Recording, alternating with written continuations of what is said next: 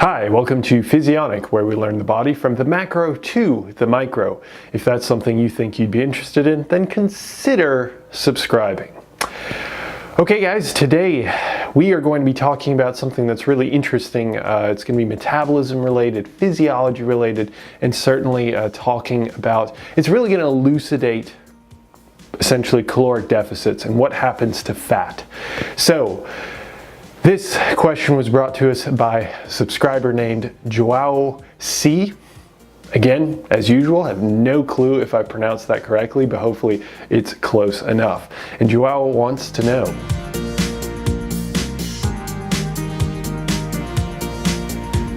how is fat used for energy in a calorie deficit? So people talk about a calorie deficit and they talk about, well, that you end up losing body fat. Well, what exactly happens?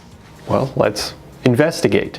So if you put yourself in a calorie deficit, meaning that your body is craving or needs more energy, it's going to tap into its stored energy levels. I think everybody generally understands that. So you're going into a catabolic state, roughly catabolic state, when it comes to your adipocytes starting to release what's inside of them, and adipocytes being your fat cells. So your fat cells release what's called a stored fat or a triglyceride. A triglyceride is made up of two primary components: a glycerol backbone, so glycerol, and then three fatty acids that go off of that backbone. Now, they need to be moved from the adipocyte, the fat cell, to the serum. How does it do that? Well, when you underconsume, different organs will start to release different hormones. So obviously you have more of your anabolic hormones and you have your catabolic hormones. It's not quite that simple, but we're going to leave it that simple for the time being. So you get more of a secretion of catabolic hormones. If that's an increase in adrenal cortisol, if that's an increase in epinephrine, different catecholamines, if that's an increase in glucagon, you're going to get a stimulation of these adipocytes to then release fat. Now, when it releases this fatty molecule, it's going to break that up. But how does it do that? Well, this stimulation of the actual adipocyte by these hormones that bind to the actual cell leads the cell to start to activate a hormone-sensitive lipase, which is a particular enzyme that breaks the glycerol from the fatty acid. So you get one glycerol molecule and you get three fatty acid molecules off of that triglyceride. That's why it's called tri. So from there you have this separation that goes across the cell membrane, and now it's in your serum. Now what happens to those two particular components?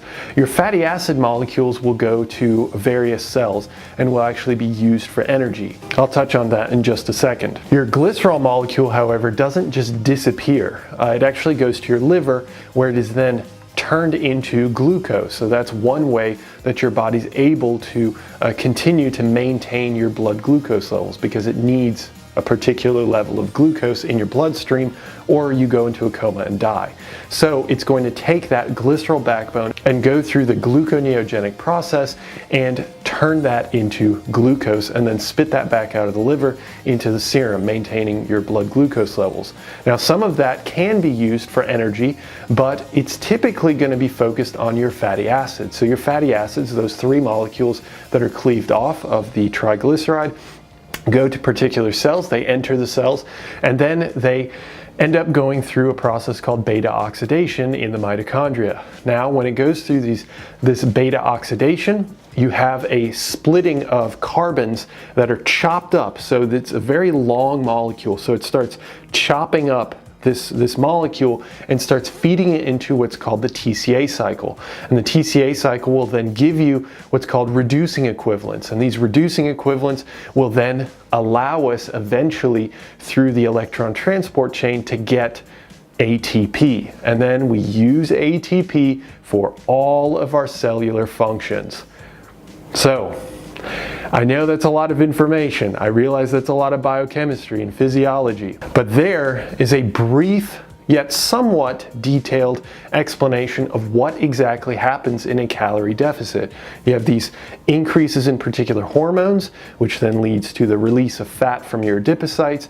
That fat is broken up into two molecules. Some of it goes to your liver, some of it goes to all your other cells, where it is then used to create ATP.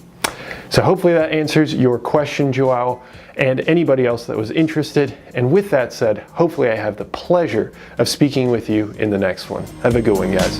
Bye.